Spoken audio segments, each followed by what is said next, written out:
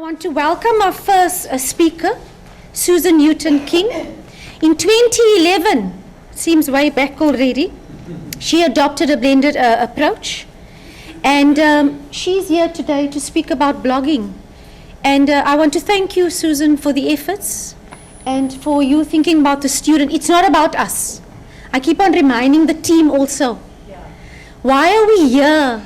We're here, we get salaries, we have jobs because students come to our university. And everything we do are for the students. So thank you. Welcome.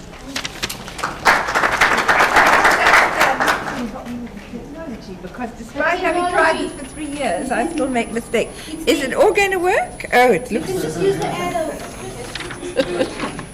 Still rather dependent on our colleagues in the CIECT. Right, it should be fine. I can just use the arrow keys. Good. Good morning, everybody.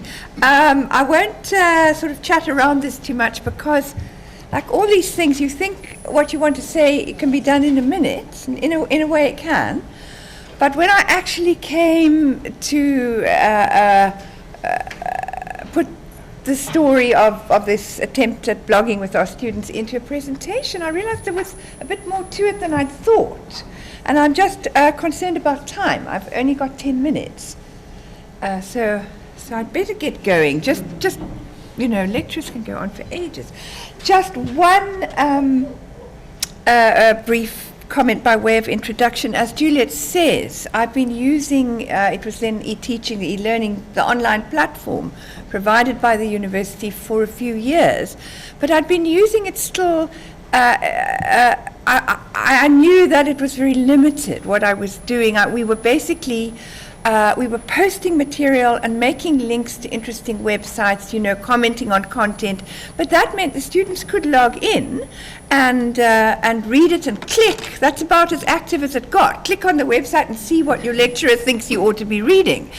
So I've been wanting for this couple of years at least to move to another level, either the discussion forum, I thought, the online discussion forum on eCanva, which was definitely an option and still is.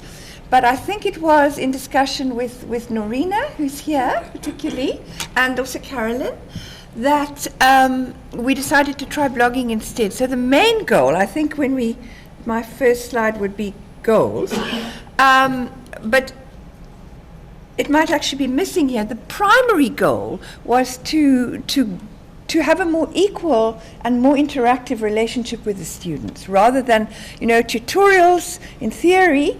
That's the time for the students to talk and to ask questions. But in practice, what tends to happen is that the moment you open your mouth, the students go silent. I don't know, it's just me, but I think you've had that experience. And when you start explaining things, then they go even more silent. And so in the end, although one tries very hard to make one's tutorials different from lectures and more interactive, it's not good enough. And so I was looking for a forum where the students' voices could be dominant. And I'm not sure if that... Oh, thank you. Great, okay. I'll do for you and you can just speak. Oh, thank you. Okay, right. So our first goal was to promote collaborative learning, to encourage interaction among the students, but also to get this conversation going, the conversation that was definitely missing in lectures, and actually, sadly, also largely missing in tutorials. And I knew from attending presentations here, like this one, and going to talks. Viv Bozilek, she couldn't be here today, but I think the Directorate of Teaching and Learning has been organizing these terrific lunchtime seminars on campus every month or so. So, one is aware that things can be done differently. So this was a first attempt to do this. Till I go like that? Yeah. But we had quite a lot of goals. We also wanted to encourage independent learning and getting the students to not just to talk to each other, but also, and to learn through discussion, but also to use the web independently was another goal, very important. I think I'm okay. Thank you, Patal. So this is vanzelfsprekend. we'd been doing this, but the difference is once they started blogging, they themselves found the sites. Up till then, I'd been finding great sites that linked to the course material, making the link through this great technology, click, click, it's so easy to do, and hoping the students read it. Now, with the blog, they had to do it themselves. Okay, that's obvious as well. That's pretty obvious. Okay, yeah, and so then the third goal, to promote a sense of discovery. Same thing. Now this was missing, and I want to get at least to the point where I talk about the failures as well as the successes of this attempt. They found lots of new resources and they shared them, but not with discrimination. And that, I think, would be the next step if we were to do another blog. That was really missing from this. Great sources, but indiscriminately posted without a sense of which was more reliable, which was more authoritative, which was completely, off the wall. That was missing. So it was very indiscriminate. Okay, now first of all, thank you. I couldn't find, sorry, it's pink. That's to Norina. I think it's coming. So this was terribly important. Norina and I had quite a few conversations, no?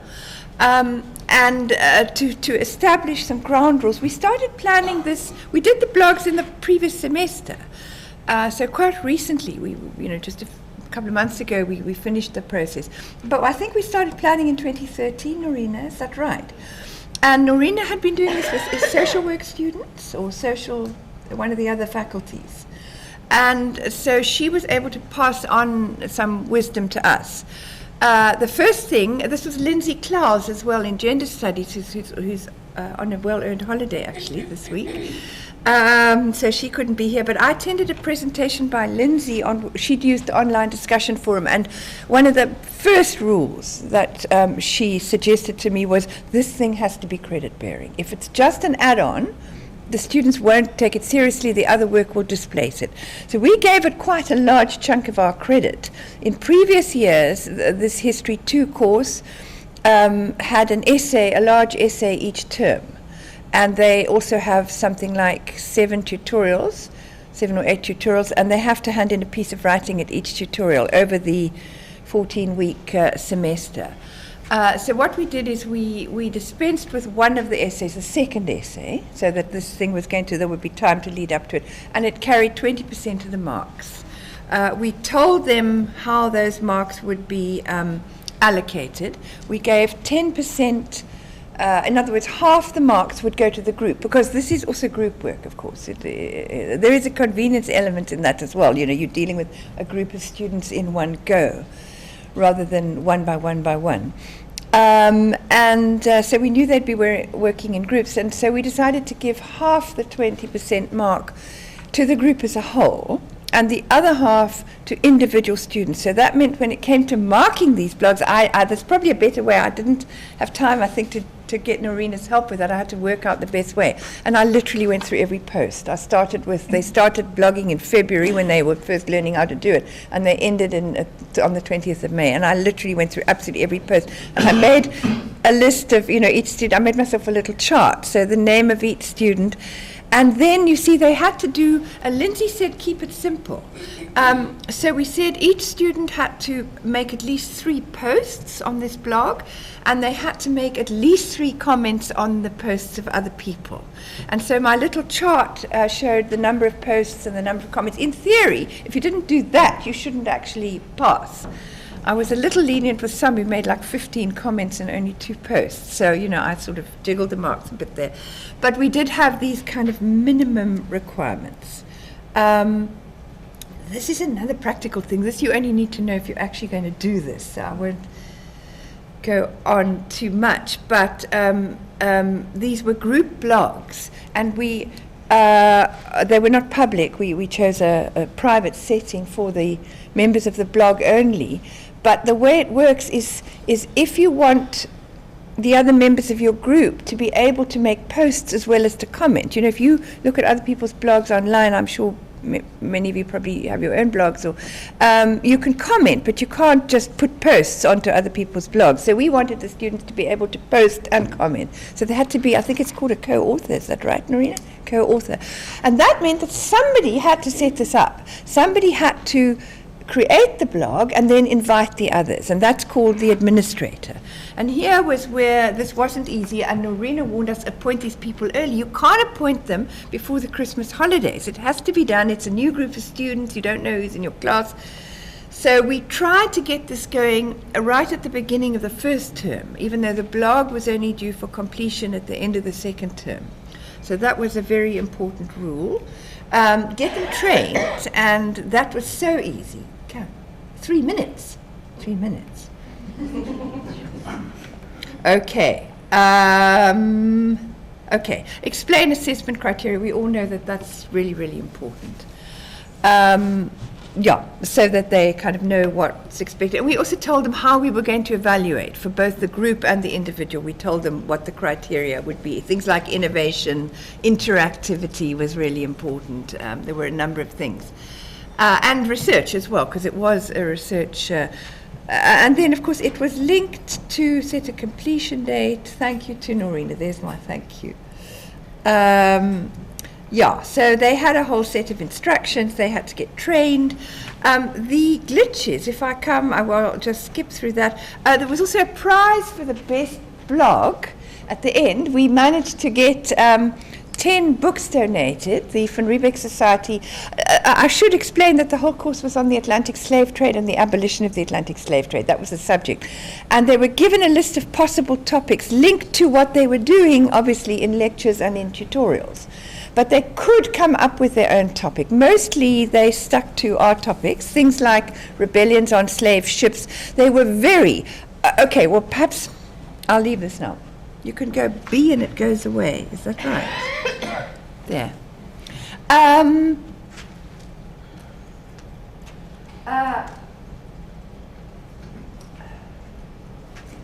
on, what was I going to say there? Yeah, I mean, the one of the great successes was the way the voices of the students really did come to the fore. And we started to see, which is surely what teaching should be all about, but somehow we weren't getting it until we did this blog thing. We started to see what they were really interested in. You know, we stand up there in front of our students, we tell them, we're going to do the Atlantic slave trade, you know, such an important subject, we know you'll be interested. But even with a topic like that, it's a little arrogant. How do we know? And what we found was that the most intense engagement was with the legacies of slavery today, in the society today, and with ways of remembering the slave trade, and of course with slavery at the Cape, which was only a minor part of our course. So we had at least 3 blogs on memorializing slavery, and one of the winning blogs. So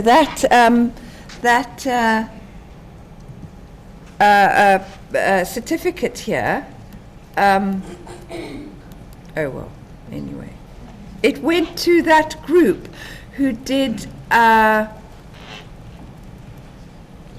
this group who did a fabulous blog. I'm sorry I can't show you the actual blogs. They were terrific. The visuals were wonderful. So the successes were many, and I don't know if there's time. Oh, this is Andrew Bank, my colleague, and Dave Scher. They weren't all there. We didn't quite manage. Yeah, look, there were many successes. We did achieve quite a bit of what we wanted to achieve. We achieved the interactivity. We changed the balance of power, at least online. And they found wonderful resources. I mean, I've got a whole list now of incredible online resources which I didn't know existed because we don't always have time, which they had found. Audio recordings of books they were reading, films, interviews. One of them did a blog on the book Beloved by Toni Morrison, and they found an amazing interview with Toni Morrison. The downside was, to make this a really effective teaching experience, you need to be online with your students fairly frequently. And the mistake that we made, I think, was to overload ourselves. We lost our tutor, so it was just myself and Professor Bank and 146 students. And we hadn't cut back, except for replacing one essay with a blog. We hadn't cut back on any of our other written material. So we were drowning in paper assignments. And when we weren't doing that, we were preparing lectures, we were, and making sure that the administrators, people's invitations timed out, chasing them up, we were doing that, and we were not interacting with the students online. So if I'm really honest, I would tell you they did this alone. Only at the end. I mean, from time to time we would log in, we were aware, they talked to us about the planning, but really only when they'd finished it, we see what they'd achieved, and it was phenomenal. However, what they missed was what we could have given them had we been frequently talking to them online. I mean, we were invited, we had the capacity, but we didn't have the time. And had we been really talking to them online, we could have averted some silly mistakes. They misdirected themselves. And we could have introduced this next level, which is where I think we want to go next when we do another blog with the same group. I don't think it's going to happen this year, actually. Well, when we do it next year, is maybe the first blog can be fairly indiscriminate, but the second time you do it, you need to start helping them discriminate, because the internet is, as you all know, everything's out there, and on slavery, everything's out there. At least it could be worse if it was a topic that is even more current, like the Middle East. But luckily, but still, there's very variable quality of material, and it was our job to help them see the difference, and that we didn't do. So on that note, thank you very much.